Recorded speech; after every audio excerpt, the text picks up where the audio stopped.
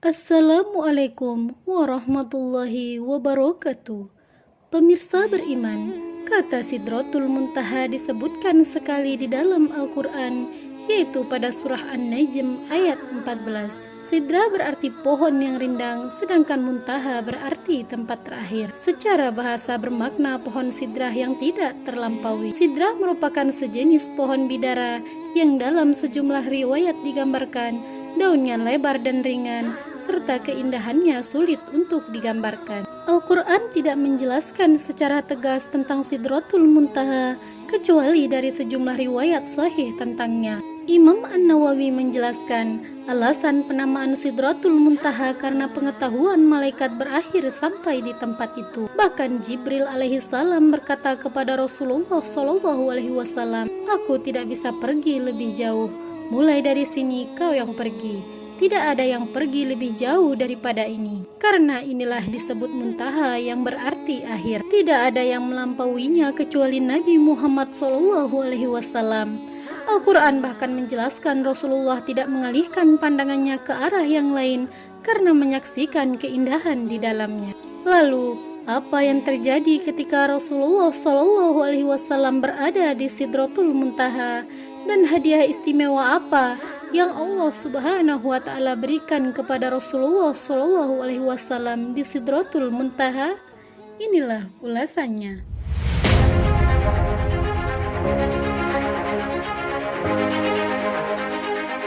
Pemirsa beriman, seketika tergambar jika kita pergi menemui raja, lalu sang raja menyukai kita dan dia memberikan hadiah yang sangat istimewa, sesuatu yang sesuai dengan kehormatan mereka. Karena ketika kita pergi ke istana raja, maka dia tidak akan memberikan hadiah yang murahan, karena hadiah murahan tidak pantas bagi seorang raja. Lalu, bagaimana jika yang memberikan hadiah adalah raja yang menggenggam dunia dan seisinya? Rasulullah SAW bertemu menghadap Allah di Sidratul Muntaha, dan Allah memberinya hadiah istimewa. Ya, hadiah istimewa yang diberikan Allah Subhanahu wa Ta'ala kepada Rasulullah SAW adalah sholat.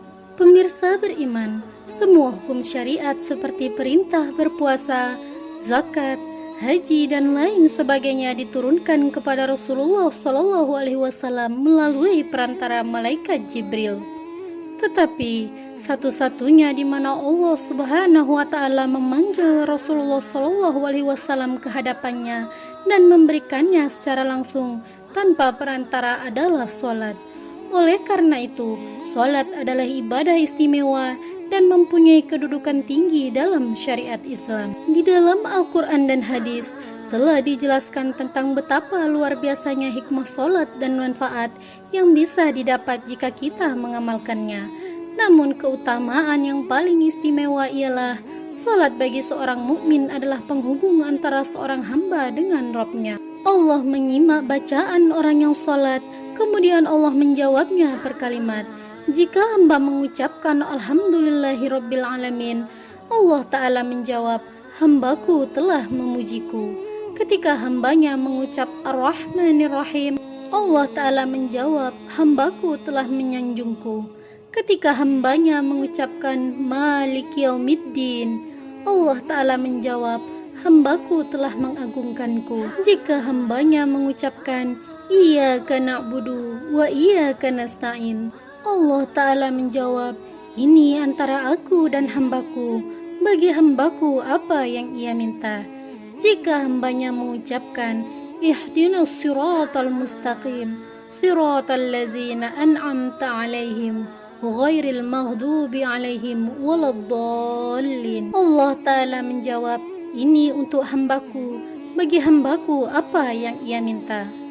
Nabi SAW bersabda, apabila salah seorang di antara kalian sholat, janganlah meludah ke arah depan, karena Allah berada di hadapannya ketika ia sedang sholat.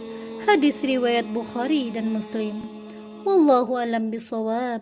Pemirsa beriman, dukung channel ini agar terus dapat menebar manfaat dengan cara klik like, subscribe, dan share. Wassalamualaikum warahmatullahi wabarakatuh.